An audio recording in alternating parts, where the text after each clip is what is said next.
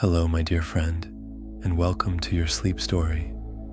My name is Rowan Cloud, and it's my quiet joy to be the voice that helps you find rest tonight. If you're new here, you are so very welcome. And if you've been here before, well, it's lovely to have you back. I've always believed that stories are like small boats that carry us gently away from the noise of the day, toward stillness, calm, and dreams. Tonight, I'll be sharing with you a peaceful tale about a woman and a cat, and how, together, they find comfort, companionship, and something quietly life-changing.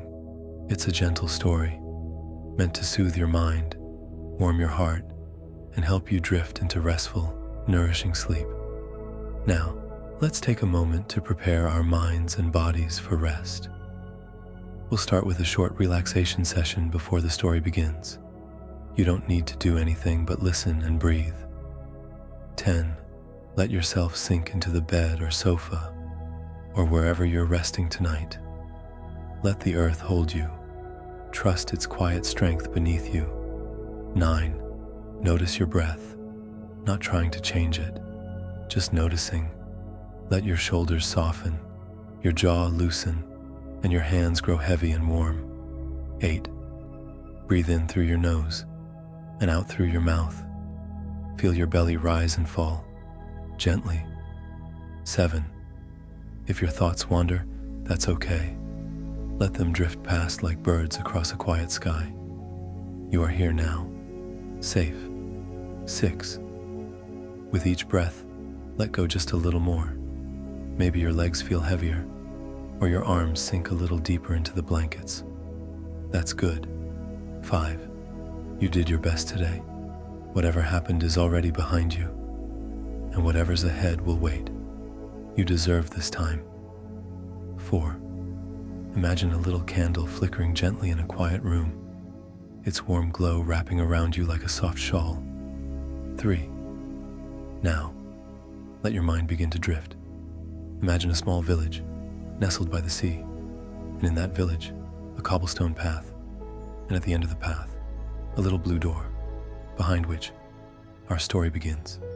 2. You are ready. You are safe. 1. Completely letting go now, as I tell you tonight's story. A long time ago, in a quiet coastal village, where the gulls cried gently over the sea, and wild thyme grew along stone paths, there lived a woman named Lena. Her home stood at the very edge of the land, where the earth gave way to the sea. It was a weathered, ivy-clad cottage with blue shutters and a leaning chimney that puffed slow smoke in the colder months. The front steps were uneven, the wood floors creaked under every footstep, and the wind whispered stories through the eaves each night. Inside, the scent of lavender sachets and old paper lingered like memories that refused to leave. Lena had lived there for many years. She was not old, but time had brushed her hair with silver, and her days passed with a quiet, gentle rhythm. She spent her mornings with a cup of tea in hand, standing at the window as soft light crept over the sea. She watched the horizon change color with the seasons, blush pinks in spring, foggy grays in winter, the deep gold of summer sunsets. Every day, she would pause in wonder, even if the view had not changed. She painted sometimes, watercolors mostly. Her fingers, though beginning to ache with age, still knew how to shape softness onto paper. Her cottage walls were lined with her own work, sweeping cliffs, distant waves, and sometimes imagined places, filled with color she no longer saw in her day-to-day life. Her brushes were worn but loved, resting in a ceramic jar she had made herself decades ago. Though Lena's life was peaceful, it was also marked by a kind of aching stillness, the kind that settles into the quiet corners of the day. Her home was filled with the absence of sound, not the comforting kind, but the kind that reminded her no footsteps would follow hers. No voice would answer back. The rooms echoed with old laughter and forgotten songs. Her days were quiet, her evenings quieter still, but she had grown used to the silence, even if she had never quite made peace with it. Then one morning, in early spring, she opened the door to find a cat on her front step. He was a ragged little thing, fur scruffy and dull, one ear bent at the tip, eyes the shade of sea moss. He stared up at her with calm boldness, as if he had always belonged there. Lena blinked. The cat blinked back. She closed the door, but her heart lingered. But the next morning, he was there again, and again the day after. He never meowed, never scratched. He simply sat there, patient as the sea, as if waiting for something she hadn't offered yet. Lena tried to ignore him. She told herself it would leave. But each morning, when she opened the door to water the herbs or fetch the post, there he was. Finally, after a week of silent persistence, Lena placed a saucer of cream by the step. "I'm not keeping you," she muttered, as though her words carried more weight than the warmth behind them. "It's just to tide you over." The cat blinked once more, then lapped the cream with dignified focus. When he was done, he curled up right beside the bowl, tucked his paws beneath his belly, and promptly fell asleep. Lena stood over him for a long moment before turning inside, but her heart felt different. Not lighter, exactly, but slightly less weighed down, like a long-closed window had been cracked open. By the end of the week, she had set out a folded blanket for him. By the end of the month, the door stayed open long enough for him to wander inside. He walked with quiet confidence, inspecting each corner as if he were measuring its worth. One soft afternoon, as the light fell in golden stripes across the floorboards, Lena crouched beside him, where he lay in a sunbeam. "I suppose you'll need a name," she said. The cat looked up at her, silent and still. "Finn," she decided. "You look like a Finn." From that day on, they belonged to each other in the quiet way that some people and animals do. Finn followed her through the garden as she clipped rosemary and thyme. He perched on the windowsill while she painted. He lay curled at the foot of her bed each night, a small warm weight that softened the ache of silence. Sometimes he nestled near her chest, his gentle purr a lullaby that stilled even her most restless thoughts. With Finn, Lena's world grew fuller. She began humming as she swept the floors. She baked small loaves of honey bread, just because she liked the way they made the house smell. She even walked to the village more often, no longer just for necessity, but because she wanted to smile at someone, to say hello, to come home to someone waiting. Finn brought her gifts too. A feather one morning, placed delicately on the mat, a stone the next day, then a dried flower, a ribbon, a shell. Each one Lena kept in a little box on the windowsill beside her paints. Little pieces of the world, offered without words. Some days, Lena and Finn would simply sit on the front step together. She would sip her tea while Finn napped beside her, both of them soaking in the gentle light and the sound of waves below. On rainy afternoons, she would read aloud from old novels, her voice soft, while Finn lay curled on a blanket near the fire. She often imagined he understood every word.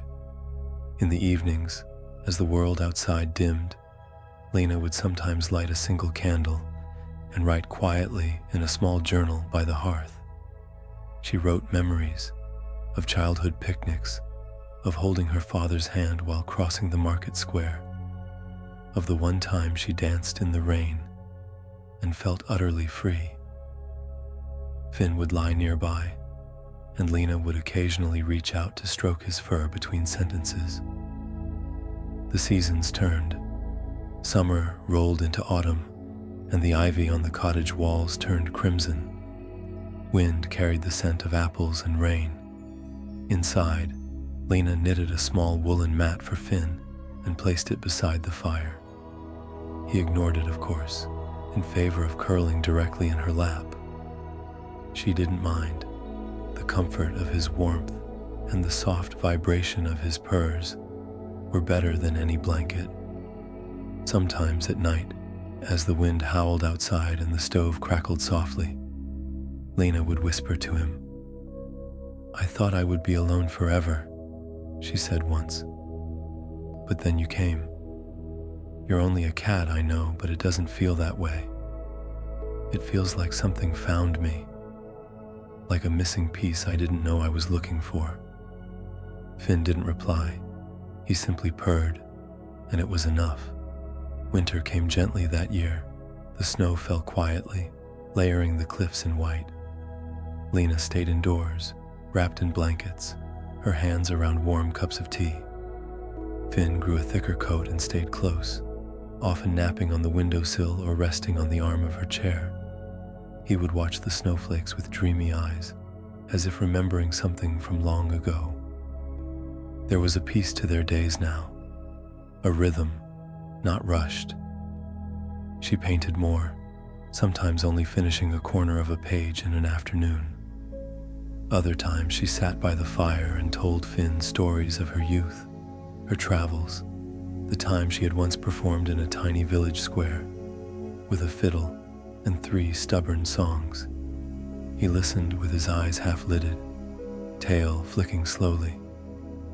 And when the weather warmed again, she opened the windows wide. The scent of salt and wildflowers filled the house, and Finn chased motes of dust through the beams of sun. Birds sang in the hedges. Bees wandered lazily past the open window. Everything breathed. They were, in their own quiet way, a small and gentle family, a world made whole by one tiny, unexpected bond. Lena smiled more, laughed sometimes. The lines on her face softened. Neighbors noticed. "That cat suits you," said Mrs. Alder from the bakery. "He found me," Lena replied. And though no one asked, they all understood. Years passed, as they do. Lena grew slower. Her hands, once so sure with a brush, trembled more often.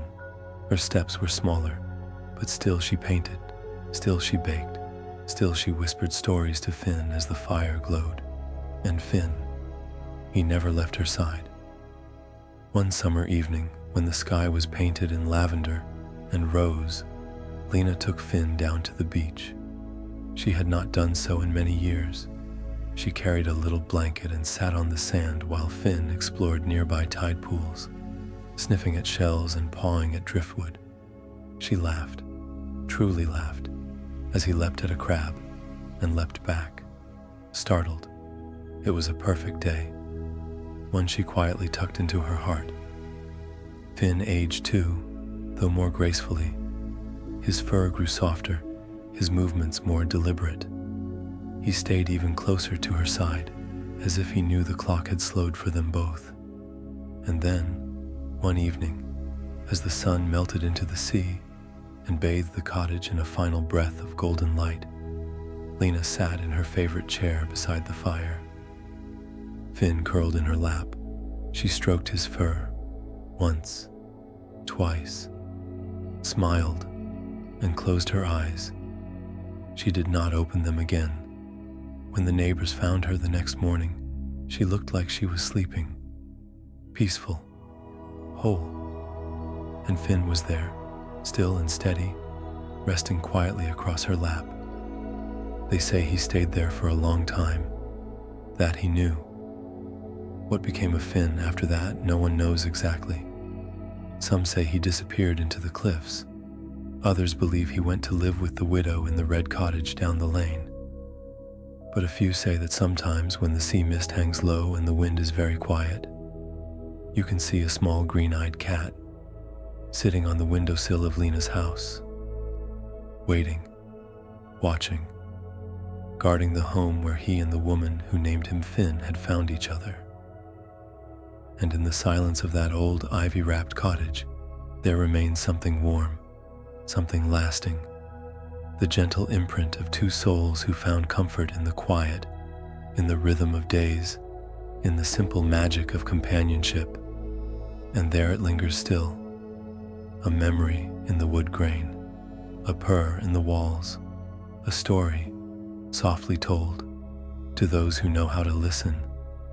Sometimes, on soft summer nights, the wind carries the sound of quiet, purring through the hedgerows, and if you listen closely, you might swear you hear gentle laughter, like the echo of a memory that never wanted to leave. It's not just a house by the sea, it's a story still unfolding, in warmth, in quiet love, in the bond between a woman and a cat who were never truly alone again.